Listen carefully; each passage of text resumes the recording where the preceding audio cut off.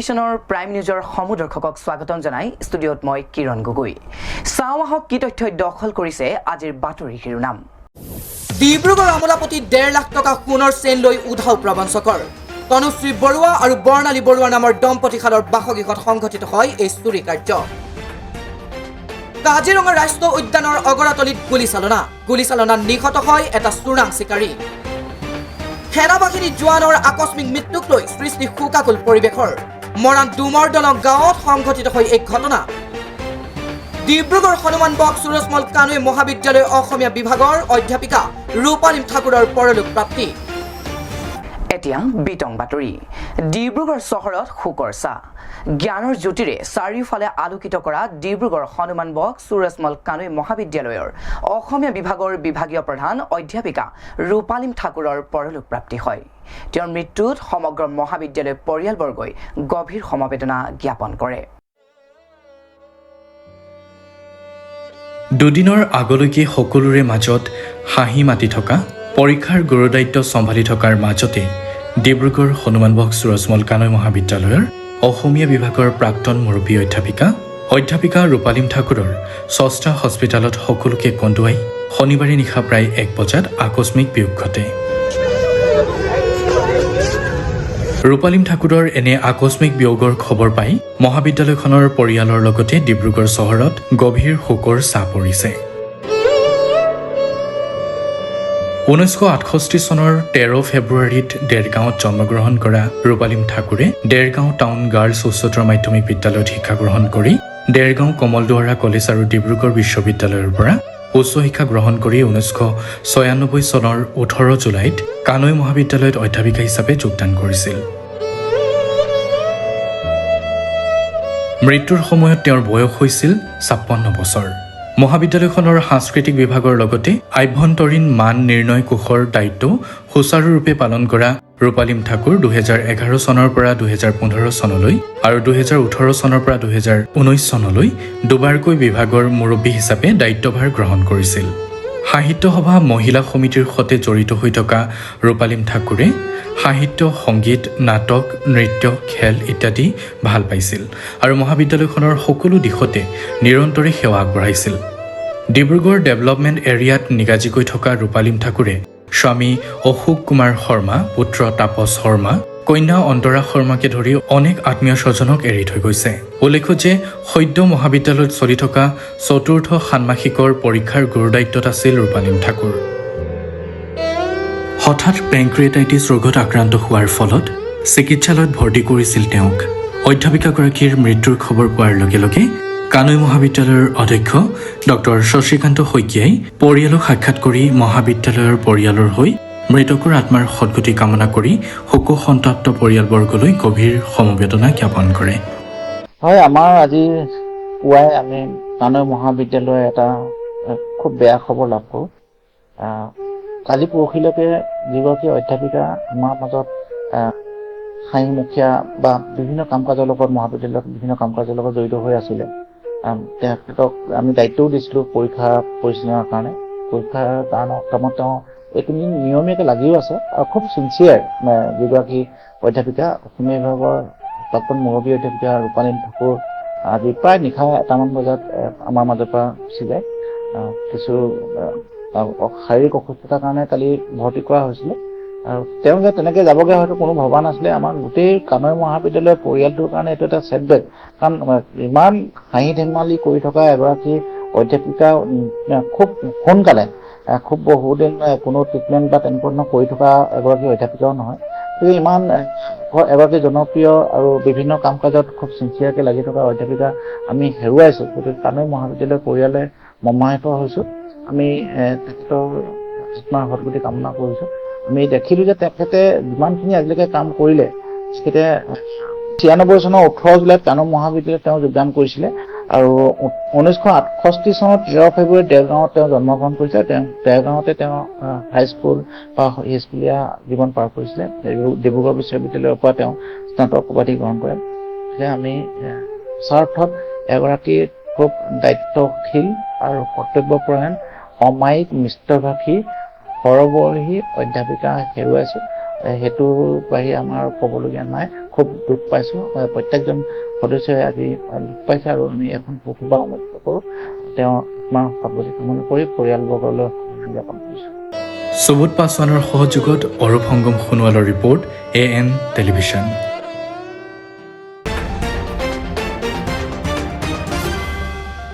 কাজিৰঙা ৰাষ্ট্ৰীয় উদ্যানৰ অগৰাতলিত গুলীচালনা নিহত হয় এটা চোৰাং চিকাৰী উদ্যানখনৰ বনকৰ্মীৰ সৈতে গুলীয়াগুলীত ঘটনাস্থলীতে মৃত্যু হয় চিকাৰীটোৰ কাজিৰঙা ৰাষ্ট্ৰীয় উদ্যানৰ অগৰাতলিত গুলীচালনাত এটা চোৰাং চিকাৰী নিহত উদ্যানখনৰ পূব প্ৰান্তৰ অগৰাতলি বনাঞ্চলৰ ৰঙামটৰীয়া বন শিবিৰ এলেকাৰ এজাৰ কাঠনিত গুলীয়াগুলীৰ ফলত চোৰাং চিকাৰীটোৰ মৃত্যু উদ্যানখনৰ বনকৰ্মীৰ সৈতে গুলীয়াগুলীত ঘটনাস্থলীতে মৃত্যু হয় চিকাৰীটোৰ নিহত চিকাৰীটোৰ পৰা এটা 3.3 mm ৰাইফলৰ লগতে 3 জাই সজীৱ গুলী আৰু 2 জাই খালী কাৰ্টিজ জব্দ ইতিমধ্যে দণ্ডাধীশৰ উপস্থিতিত নিহত চিকাৰীটোৰ মৃতদেহ উদ্ধাৰ কৰি মৰণোত্তৰ পৰীক্ষাৰ ব্যৱস্থা কৰিছে আমাৰ হেতু মানে এটা মানে খুব এটা ইন্টেল আমি পালো এইটো 2-3 আগতৰ পৰাই আমি মানে পাই আছিলো আমাৰ DFO হেতু পালে আৰু আমি এলাৰ্ট কৰিলো আমাৰ গুটে বিশ্বনাথ আৰু আমাৰ ইষ্টাৰ্ণ আসামক that আমি এটা ইন্টেলিজেন্সত হেতু পালো কি কোন মানুহ চোৰাং চিকাৰীয়ে ভিতৰত সোমাবলৈ চেষ্টা কৰি আছে নদীৰ ফাল দিয়ে আৰু যোৱাকালি ৰাতি আমাৰ গুটে টিমছ এটো এম্বুশত বহিলে আমাৰ উত্তৰ পৰা হ'ল আমাৰ বিশ্বনাথৰ পৰা বোট দি কৰা হ'ল আৰু আমাৰ ইষ্টাৰ্ণ আসামৰ পৰা আমাৰ সবে এলাৰ্ট কৰি গুটে ৰাতি মানে এম্বুশত থাকিলে এৰাহুটি কেম্পৰ ওচৰত প্ৰায় 3টা পৰা 4টাৰ বাজাৰ মাজত হেৰি কোনবাই টৰ্চ লাইট বা এনেকুৱা এটা ফ্লাছটো পালে আমাৰ ষ্টাফে তাৰপিছত এই ষ্টাফ এনেও আমাৰ মানে মানুহ এম্বুশত বহি আছিলে তো এইটো এনকাউণ্টাৰ হ'ল আৰু গুলাগুলি হ'ল আমাৰ ষ্টাফেও ৰাউণ্ড ফুটালে আৰু হেৰি হ'ল আৰু ইয়াতে এইটো বোধ কৰোঁ এইটো কেনে আন্ধাৰ আছিলে সেইটো কাৰণে এতিয়া 3 বা 4জন মানুহৰ মান যেন লাগি আছে আৰু এজন মানুহক আমি মানে হেৰি হ'ল এনকাউণ্টাৰ হ'ল আৰু বাকীখিনি পলোৱা নিচিনা যেন লাগি আছে bureau report AN television Dibrugarh আমোলাপট্টিত সংঘটিত হয় এক চুৰি কাৰ্য সোণৰ গহনা চাফা কৰিবলৈ আহি 1.5 লাখ টকীয়া সোণৰ চেন লৈ উধাও প্ৰবঞ্চকৰ বিয়লি ভাগত ডিব্ৰুগড় আমোলাপট্টি স্থিত তনুশ্ৰী বৰুৱা আৰু বৰ্ণালী বৰুৱা নামৰ দম্পতীহালৰ বাসগৃহত সংঘটিত হয় এই চুৰি কাৰ্য ডিব্ৰুগড়ত এঘৰত সোণ চাফা কৰিবলৈ আহি 1.5 লাখ টকীয়া সোণৰ চেইন লৈ উধাও প্ৰবঞ্চক ঘটনাটো সংঘটিত হৈছে ডিব্ৰুগড়ৰ আমোলাপট্টিত বিয়লি ভাগত তনুজ বৰুৱা আৰু বৰ্ণালী বৰুৱা নামৰ দম্পতীহালৰ বাসগৃহত দুজন অচিনাক্ত ব্যক্তি আহি সোণৰ গহনা চাফা কৰা ব্যক্তি বুলি নিজকে পৰিচয় দিয়ে ব্যক্তিকেইজনৰ কথাত ভুল গৈ দম্পতীহালে নিজৰ সোণৰ গহনা চাফা কৰিবলৈ উলিয়াই দিয়ে লগতে গহনা লৈ চাফা কৰাৰ সময়ৰ দৃশ্য মোবাইলত আবদ্ধ কৰি থয় গহনা চাফা কৰি অচিনাক্ত ব্যক্তিজন ওলাই যোৱাৰ পাছতে এপত মূল্যৱান গহনা সৰলকি হোৱাত হৈছৈ লগায় ঘটনা সন্দৰ্ভত স্থানীয় আৰক্ষীক অৱগত কৰাত তদন্ত আৰম্ভ কৰিছে যদিও বৰ্তমানলৈকে প্ৰবঞ্চক কেইটাক কৰায়ত্ব কিংবা 1.5 লাখ টকীয়া সোণৰ চেইনডাল উদ্ধাৰ কৰিবলৈ সক্ষম হোৱা নাই স্ক্ৰীনত দেখা পোৱা এই লোক দুজনৰ কিবা সম্ভেদ পালে নিকটৱৰ্তী আৰক্ষী বা পৰিয়ালবৰ্গক 9706183156 এই নম্বৰত যোগাযোগ কৰিবলৈ অনুৰোধ জনোৱাৰ লগতে সন্ধান দিওঁতাক পুৰস্কৃত কৰা হ'ব বুলিও সামাজিক মাধ্যমৰ জৰিয়তে উল্লেখ কৰিছে এই মানুহ দুজন আহিছিল আহি পেলাই মানে পতঞ্জলি পৰা অহা বুলি কৈছে কিবা এটা হেৰি লৈ আহিছে পেকেট এটা দেখুৱাই পেলাই ক'লে যে এইটো পতঞ্জলি প্ৰডাক্ট হয় ইয়াত এপ্ৰিলৰ 26 তাৰিখ নে কেতিয়া মানে মে' 26 তাৰিখ নে কেতিয়াৰ পৰা ইয়াত হেৰি দিব আমাক ডেমো দিবলৈ আহিছিল ডেমো দিবলৈ অহা বুলি কওঁতে এইবোৰ ভিতৰৰ পৰা কিবা আনিব দিছিল কিন্তু এওঁ হেৰি কৰা নাই সেইবোৰ ক'লে যে বাৰাণ্ডাতে টাব এটা আছে সেইটোতে অকণমান পিতলৰ সেইটোত ঘঁহি চাব দিলে ঘঁহি চাওঁতে এইটো চিকচিকীয়া হৈ যোৱা দেখি মই ক'লোঁ যে বোলো আছে যে 2টা পেকেট দি থৈ যাওক তেতিয়া ক'লে যে বোলে নাই পেকেট আমি এতিয়া অনা নাই পিছতহে পাব বোলে তাৰপিছত সেইটো চাফা হোৱা দেখি তাৰপিছত তাহাঁতিয়ে ক'লে আৰম্ভ কৰিলে যে বোলে এইটো দি বোলে কিন্তু ৰূপৰ বস্তু ধুনীয়া চাফা হয় কিন্তু মই এইবোৰ জানো যদিও মানে ক'লোঁ যে বোলো হেৰি মোৰ পুৰণা হেৰি এটা আছে বোলো তাহাঁতক বোলো দিছা মই মানে চিয়ৰ নহয় সেইটো ৰূপৰ আছিল বুলি চাফা কৰি কিন্তু ধুনীয়াকৈ সেইটো ঘূৰাই দিলে ঘূৰাই দিয়াৰ পিছত আমি জাষ্ট ভিতৰলৈ সোমাম বুলি লৈছোঁ তাহাঁতকো দিবলৈ হেৰি কৰিছোঁ তাৰপিছত ক'লে বোলে নহয় বাইদেউ বস্তু এটা চাওকচোন বোলে এইটো গ'ল্ড এনেকৈ হেৰি কৰিব পাৰি মোৰ হাতৰ তলুৱাত দি দিলে দি পেলাই ক'লে বোলে এইটোত বোলে আপুনি পানী দি দিয়ক অকণমান চেঁচা হৈ গৈছে নহয় এইটোত আপুনি ভিতৰলৈ যাওক গৈ পেলাই নিজে বোলে কিবা গ'ল্ডৰ বস্তু এটা দি পেলাই বোলে চাফা কৰকগৈ বোলে মই ভিতৰলৈ নিলোঁ যদিও এওঁ ক'লে এইবোৰ কিবা কেমিকেল হ'ব পাৰে, ধুই দিয়াগৈ হাতখন ধুই আহি বাহিৰত ওলাইছোঁ, ওলাই আহিবলৈ কৈছে আপুনি ধুয়ে দিলে বোলে। লগে লগে এওঁৰ ডিঙিত পিন্ধি থকা চেইনডালত তাহাঁতি হাতৰ পৰা লৈ পেলাই লগাই দিলে, লগাই দি ক'লে ছাৰ চেইনডাল দিয়ক ধুই দিওঁ বুলি।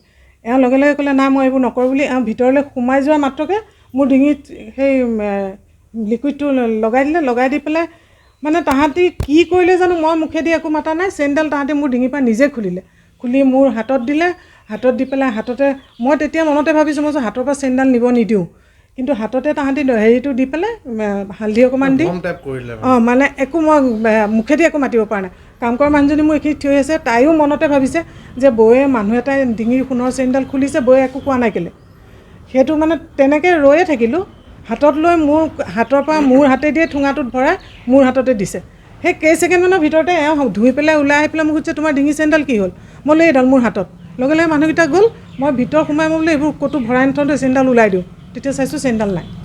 আৰক্ষীৰ লগত যোগাযোগ কৰা হৈছে, আৰক্ষীয়েও যথেষ্ট মানে এইবিলাক খবৰ মানে যথেষ্ট কষ্ট কৰিছে আৰক্ষীয়ে। তোমালোকে কোনোবা CCTVত তেওঁলোকৰ মানুহকেইজনৰ মানে বাইকত যোৱাৰ ফটো পাইছে, আৰু ঘটনাক্ৰমে মানে মোৰ নিজৰ অলপ সন্দেহ হওঁতে মই ভিডিঅ' এটা মানে মানুহকেইজনৰ ভিডিঅ' এটা কৰি থৈছিলোঁ, সেই ভিডিঅ'টোকে স্ক্ৰীণশ্বট লৈ পেলাই মই আৰক্ষীক মানুহকেইজনৰ ফটোকেইখন দিছোঁ। ডিব্ৰুগড়ৰ পৰা আইনুলৰ সহযোগত জয় ইছলামৰ ৰিপৰ্ট AN টেলিভিজন। এইখিনিতে সময় এটি চমু বাণিজ্যিক বিৰতিৰ পাছত পুনৰ উভতিম। চাই থাকক AN টেলিভিজন। আপোনাৰ আপোন চহৰ ডিব্ৰুগড়ত এঞ্জিলা এণ্টাৰপ্ৰাইজে আনিছে এটি সোণালী সুযোগ। প্ৰয়োজনীয়তা মাত্ৰ এখন নিজৰ e rickshaw, an opportunity to earn limitless money. অধিক জানিবলৈ যোগাযোগ কৰক 9085585200 আৰু 7002275263।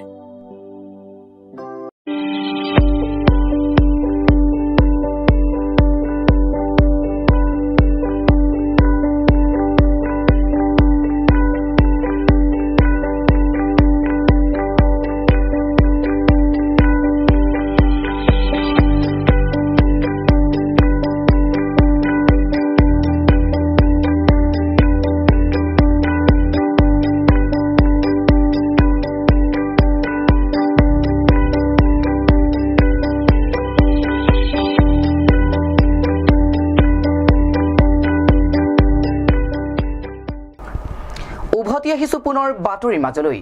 ঢকুৱাখনা চাৰিকৰীয়া মহঘুলি চাপৰিত পাৰিপাৰ্শ্বিক সাজেৰে সজাই তোলা হৈছে বিহুৰ বাকৰি। শুক্ৰবাৰৰ পৰা অনুষ্ঠিত হোৱা গৰিমামণ্ডিত ফাটবিহুত প্ৰাকৃতিক পৰিৱেশৰ সৈতে ৰজিতা খুৱাই বিহুৰ বাকৰিত ন ৰূপ প্ৰদান কৰাৰ চেষ্টা ত্ৰুটি কৰা নাই উদযাপন সমিতিয়ে। চাৰিকৰীয়াৰ পাৰৰ মনোমোহা প্ৰাকৃতিক পৰিৱেশত তিনিদিনীয়াকৈ উদযাপন হৈছে গৰিমামণ্ডিত ফাটবিহু। শুকুৰবাৰৰ পৰা অনুষ্ঠিত হোৱা এই বৰ্ণিল লোক উৎসৱৰ বাবে নতুন পাৰিপাৰ্শ্বিক সাজেৰে সজাই তোলা হৈছে বিহুৰ বাকৰি।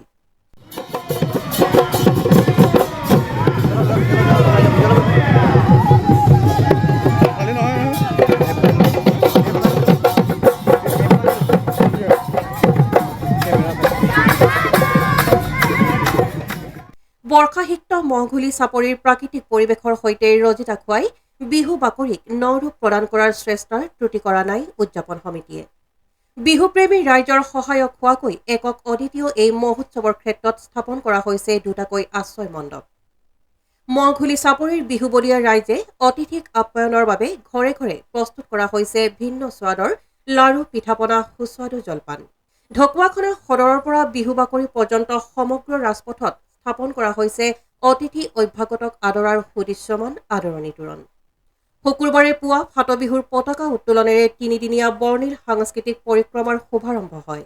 কেইবা শতিকা অতিক্ৰমা ঢকুৱাখনাৰ স্বকীয় লোক মহোৎসৱ ফাটবিহুৰ ধাৰাবাহিকতাৰ ইতিহাসৰ পৃষ্ঠাত পুনৰ নিজৰ নাম স্বৰ্ণ উজ্জ্বল লিপিৰে খোদিত কৰিবলৈ সক্ষম হৈছে। News desk AN television. Dibrugarh জিলাৰ মৰাণ আৰক্ষী থানাৰ অন্তৰ্গতৰ পথত সংঘটিত হয় এক দুৰ্ঘটনা। মৰাণ নাহৰকটীয়া ৰাজ্যিক ঘাইপথৰ শান্তিপুৰ মছজিদৰ সন্মুখত বাগৰি পৰিল বিলাসী ভৰ্তি বাহনখন।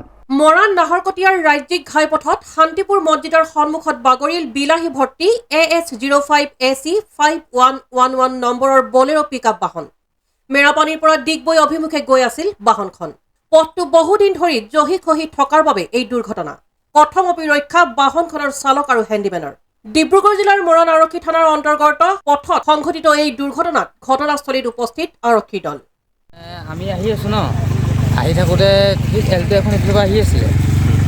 এল্টোখনে ফককৈ এনেকৈ কাটি পিনে এই ৰাস্তাটো বেয়াটো কাটি পিনে আমাৰ আগেদি মানে আহি যোৱাৰ কাৰণে গাড়ীখন ড্ৰাইভাৰ এইফালে চপাই দিওঁতে এইফালে উঠি গ'ল মানে। আপুনি চালক? ড্ৰাইভাৰ এইফালে উঠি যোৱা দেখি গাড়ীখন পূৰা ঢাকিতে পৰিয়ে গ'ল। ক'ৰ পৰা আহিছিলে? মেৰাপানী। ক'লৈ গৈছিলে? আপোনাৰ ডিগবৈ। মানুহ কিবা হৈছে নেকি? নাই। আৰক্ষী আহিলে? হা? পুলিচ আহিলে? পুলিচ আহিলে। Bureau report AN television. Dibrugarh বৰবৰুৱাস্থিত উত্তৰ পূৰ্বাঞ্চল অগ্নি নিৰ্বাপক বাহিনী একাডেমী ছাত্ৰ ছাত্ৰীৰ বাবে প্ৰশিক্ষণ প্ৰদান।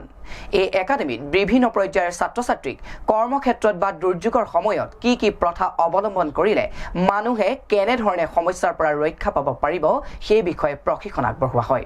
ডিব্ৰুগড়ৰ বৰবৰুৱাস্থিত উত্তৰ পূৰ্বাঞ্চল অগ্নি নিৰ্বাপক বাহিনীৰ একাডেমীত ছাত্ৰ ছাত্ৰীৰ বাবে এটি ভাল বাৰ্তা আগবঢ়াইছে।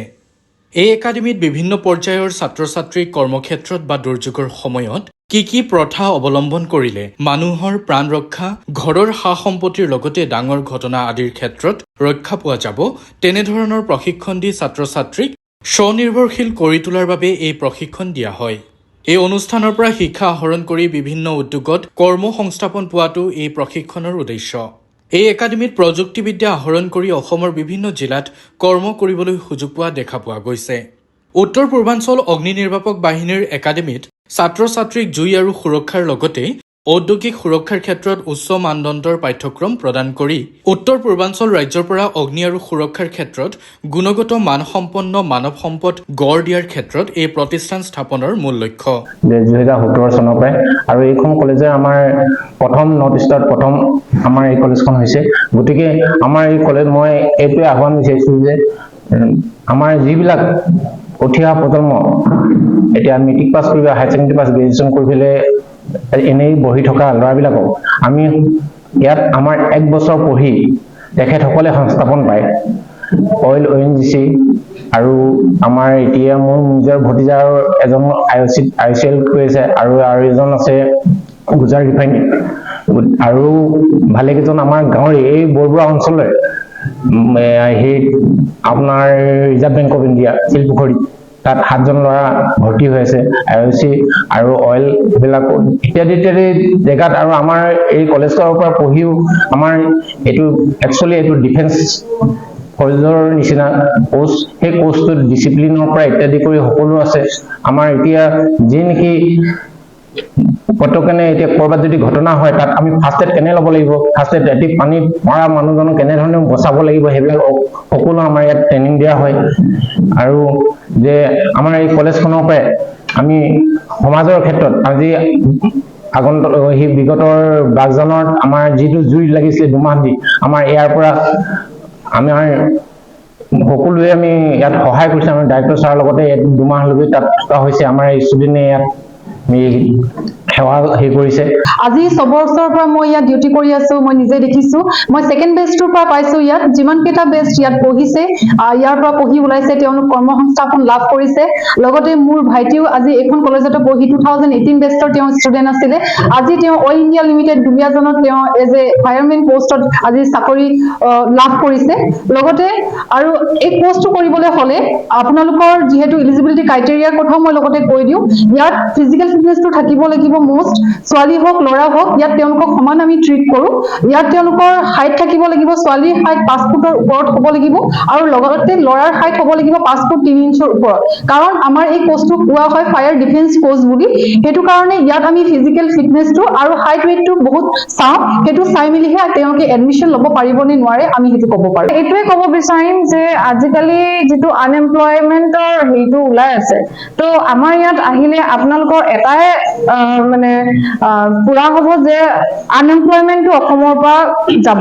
আৰু অসমটো ইণ্ডিয়াত অসমটো আছে, সেইটো এটা ডেভেলপিং এটা ষ্টেট হৈ আছে, যিটো আমি এই আনএমপ্লয়মেণ্টটোৰ কাৰণে বহুত কষ্ট পাই আছে। বহুত আমাৰ নিচিনা ইউথ, আমাৰ নিচিনা ধৰক 20 to 30 ভিতৰত যোন ল'ৰা ছোৱালী আছে, এইজৰ ল'ৰা ছোৱালী, সিহঁতৰ কাৰণে এনেকুৱা এটা ইনষ্টিটিউট বহুত হেল্পফুল হয়, যোনে এটা এটা এমপ্লয়মেণ্ট বা এটা মানে পাৰ্মানেণ্ট জবৰ কাৰণে এটা সিহঁতক হেল্প কৰে।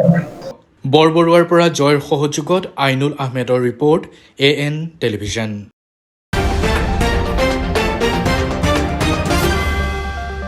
এইখিনিতে সময় পুনৰ এটি চমু বাণিজ্যিক বিৰতিৰ পাছত পুনৰ উভতিম। চাই থাকক AN টেলিভিজন।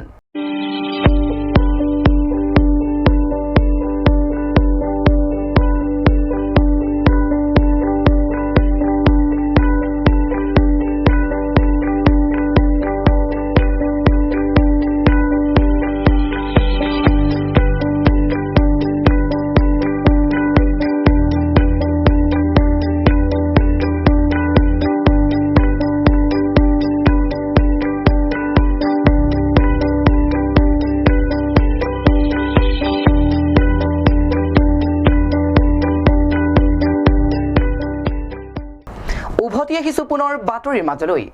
মৰাণ ডুমৰ দলং গাঁৱত এক শোকাকুল পৰিৱেশ। সেনাবাহিনী জোৱানৰ আকস্মিক মৃত্যুক লৈ সৃষ্টি হয় এনে পৰিৱেশৰ। আজি জোৱানজনৰ নশ্বৰ দেহ নিজ গৃহলৈ লৈ আনে আছাম ৰাইফলছ বাহিনীয়ে। জোৱানজনে মৃত্যুৰ সময়ত পত্নী, পুত্ৰ আৰু ভাতৃক এৰি থৈ যায়। সেনাবাহিনীৰ আছাম ৰাইফলছৰ এজন জোৱানৰ আকস্মিক মৃত্যুৰ পিছতে মৰাণৰ ডুমৰ দলং গাঁৱত শোকাকুল পৰিৱেশ। গাঁওখনৰ স্বৰ্গীয় হেৰম্ব চুতীয়া আৰু স্বৰ্গীয় দেৱলতা চুতীয়াৰ পুত্ৰ ত্ৰিদীপ কুমাৰ চুতীয়াই মণিপুৰত আছাম ৰাইফলছৰ নিজা কেম্পত শুই থকা অৱস্থাত শনিবাৰে মৃত্যুক সাৱটি লয়। আজি জোৱানজনৰ নশ্বৰ দেহ নিজ গৃহলৈ লৈ আনে আছাম ৰাইফলছ বাহিনীয়ে। আছাম ৰাইফলছে দিয়া বিদায় চেলুট জনোৱাৰ পিছতে শ্মশানত শেষকৃত্য সম্পন্ন কৰা হয়। মৃত্যুৰ সময়ত পত্নী, পুত্ৰ আৰু ভাতৃক এৰি থৈ গৈছে জোৱানজনে। হেৰম্ব চুতীয়া আৰু দেৱলা চুতীয়াৰ পুত্ৰ, জ্যেষ্ঠ পুত্ৰ ত্ৰিদীপ চুতীয়া যোৱা 10 তাৰিখে আমাৰ মাজৰ পৰা হেৰাই গ'ল। তেখেতে ভাৰতীয় সেনাবাহিনী কৰ্মৰত আছিল। মণিপুৰত তেওঁলোকে কৰ্মৰত আছিল। সেই অৱস্থাতে তেখেতৰ প্ৰেছাৰ ষ্ট্ৰ'ক হৈ তেখেতৰ মৃত্যু হ'ল। তেখেতৰ মৃত্যুত আমি সকলো গাঁওবাসীয়ে লগতে পৰিয়ালবৰ্গ শোকতপ্ত আৰু তেখেতৰ বিদেশী আত্মা আমি সদ্গতি কামনা কৰিছোঁ। মোৰ জ্যেষ্ঠ ভাতৃ শ্ৰী ত্ৰিদীপ চুতীয়া অসম ৰাইফলছত মণিপুৰত কৰ্মসূত্ৰে আছিলে, কিন্তু আমি জানিব পৰা মতে কাৰ্যালয়ৰ তৰফৰ পৰা তেখেত উচ্চ ৰক্তচাপত ভুগি ব্ৰেইন হিউমেৰেজ হৈ যোৱাকালি ৰাতিপুৱা 4:40 এই সংসাৰৰ পৰা বিদায় মাগিছে। আমি সঁচাকৈ অতি দুখ অনুভৱ কৰিছোঁ। আচলতে কৰ্মৰত অৱস্থাতে থাকোঁতেই তেখেতৰ মৃত্যু হোৱাত আমি সমূহ পৰিয়ালবৰ্গ অতিশয় আনন্দিত হৈছোঁ, অতিশয় দুখী অনুভৱ কৰিছোঁ। আচলতে এই মুহূৰ্তত মোৰ ক'বলৈ একো ভাষা ওলোৱা নাই। তেখেতৰ আত্মাৰ সদ্গতি কামনা কৰিছোঁ। খুব কম বয়সতে, মাত্ৰ 42টা বয়সতে এই সংসাৰৰ পৰা মোৰ ভাইটি ত্ৰিদীপ চুতীয়াই আঁতৰি গৈছে। তেখেতৰ আত্মাৰ চিৰ শান্তি কামনা কৰি আমি সমূহ পৰিয়ালৰ হৈ সমবেদনা জ্ঞাপন কৰিছোঁ আৰু ঈশ্বৰৰ ওচৰত প্ৰাৰ্থনা জনাইছোঁ যাতে তেওঁৰ আত্মাই চিৰ শান্তি কামনা কৰে। Bureau report AN television. টিয়কত ভয়ংকৰ পথ দুৰ্ঘটনা। তীব্ৰ বেগত আহি নিয়ন্ত্ৰণ হেৰুৱাৰ ফলত সংঘটিত হয় বাইকৰ মুখামুখি সংঘৰ্ষ। মুখামুখি সংঘৰ্ষৰ ফলত AS04 AE 8680 নম্বৰৰ পালচাৰ আৰু AS03 AB 1282 নম্বৰৰ গ্লেমাৰ বাইক দুখন ভাগি চুৰমাৰ হৈ যায়। টিয়কত ভয়ংকৰ পথ দুৰ্ঘটনা। দুখন বাইকৰ মুখামুখি সংঘৰ্ষ। কাষতে নিয়ন্ত্ৰণ হেৰুৱাই বাগৰি পৰিল মাল পৰিবাহী ট্ৰাক। মুখামুখি সংঘৰ্ষত গুৰুতৰভাৱে আঘাতপ্ৰাপ্ত 2 বাইক আৰোহী। বাইক আৰোহীক বচাবলৈ গৈ পথৰ কাষৰ দ খাৱৈত নিয়ন্ত্ৰণ হেৰুৱাই বাগৰি পৰিল AS01 H8775 নম্বৰৰ মালবাহী ট্ৰাক। মুখামুখি সংঘৰ্ষত AS04 AE 8680 নম্বৰৰ পালচাৰ আৰু AS03 AB 1282 নম্বৰৰ গ্লেমাৰ বাইক দুখন ভাগি চুৰমাৰ হৈ যায়। তীব্ৰ বেগত অহাৰ বাবে এই দুৰ্ঘটনা সংঘটিত হল বুলি সন্দেহ স্থানীয় লোকৰ। গুৰুতৰভাৱে আহত আৰোহী কেইজনক টিয়ক FRU-লৈ অনা হয় যদিও উন্নত চিকিৎসাৰ বাবে যোৰহাট মেডিকেল কলেজলৈ প্ৰেৰণ কৰে। বৰ্তমানেও দুৰ্ঘটনা সংঘটিত কৰা লোকসকলৰ পৰিচয় জানিব পৰা হোৱা নাই। আপোনাৰ দুখন বাইক দুপিনে পৰি আছে। আপোনাৰ পুখুৰীটো আপোনাৰ ট্ৰাকখনো সোমাই আছে। আপোনাৰ দুখন বাইক আপোনাৰ খুন্দাখুন্দি লাগি আপোনাৰ এখেতক নিয়ন্ত্ৰণ বচাবলৈ গৈ ট্ৰাকখনে নিয়ন্ত্ৰণ হেৰুৱাই আপোনাৰ পালুটি মাৰিছে, আমি জানিব পৰা গৈছে। আপোনাৰ এখেতলোকক আপোনাৰ টিয়ক FRU-লৈ আপোনাৰ প্ৰেৰণ কৰিছে মেডিকেললৈ লৈ গৈছে লৈ গৈছে। আপোনাৰ আগতো হৈছে ন, প্ৰায় হৈ থাকে, প্ৰায় এক্সিডেণ্ট হৈছে। এতিয়া 2-3 মাহ আগত আমাৰ এটা এক্সিডেণ্ট আমাৰ দুজনকৈ আমাৰ গাঁৱৰ ল'ৰা ডেথ হৈছে। লগত ৰাস্তা ঘাইপথৰ কাৰণে বহুত অসুবিধাৰ সৃষ্টি হৈছে। মানে ৰাস্তাটোৰ কাৰণে কি হৈছে আপোনাৰ বনোৱা আপোনাৰ আধা কিলো চব আপোনাৰ গাঁত গোটৰ সৃষ্টি হৈছে। ৰাস্তা আপোনাৰ মানে গাড়ী আপোনাৰ কিছু অসুবিধাৰ সৃষ্টি হৈছে, সেইকাৰণে আপোনাৰ এক্সিডেণ্ট হৈছিল আমি জানিব পৰা গৈছে আপোনাৰ। Bureau' report AN television. আজিৰ শেষৰটো বাতৰি। এইবাৰ ডিব্ৰুগড় চুৰি কাৰ্য নহয়, এই চুৰি কাৰ্য সংঘটিত হৈছে মৰাণত। বিভিন্ন ৰাজ্যৰ বিভিন্ন প্ৰান্তত চোৰে লুটি নিছে সোণৰ গহনা আদিকে কৰি বিভিন্ন মূল্যৱান সামগ্ৰী। জনসাধাৰণৰ অসচেতনতা নে আন কিবা, সেয়া ৰহস্যৰ আৱৰ্তত।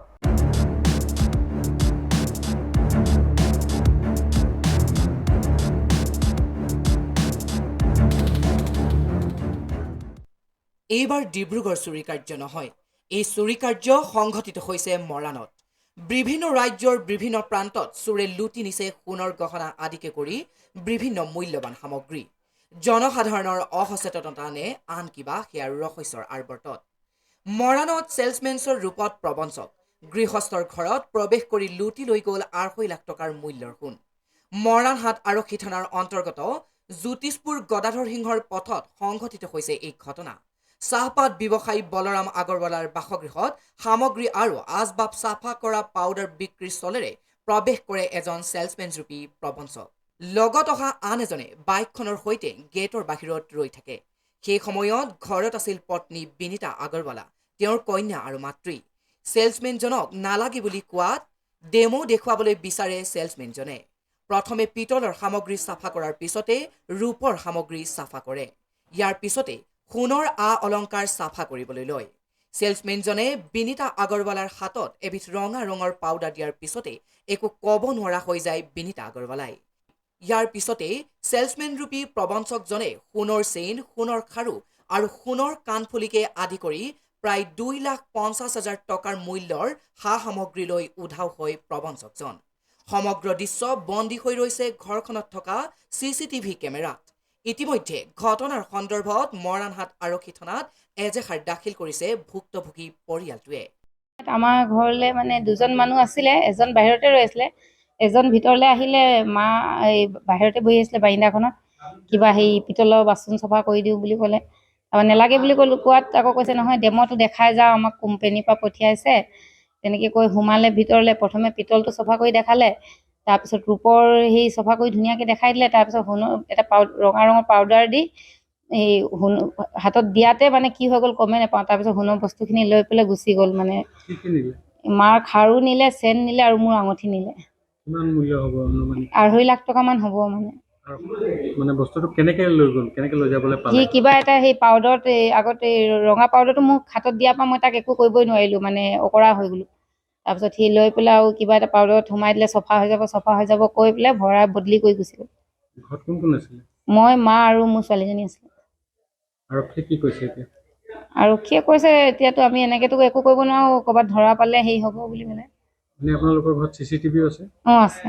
এই মানুহজনক মানুহজনৰ চেহেৰাটো আহিছে। Bureau' report AN television. আজিৰ বাতৰি ইমানেই। AN টেলিভিছনৰ ষ্টুডিঅ'ৰ পৰা মই কিৰণে ইমানতে বিদায় লৈছোঁ। ধন্যবাদ।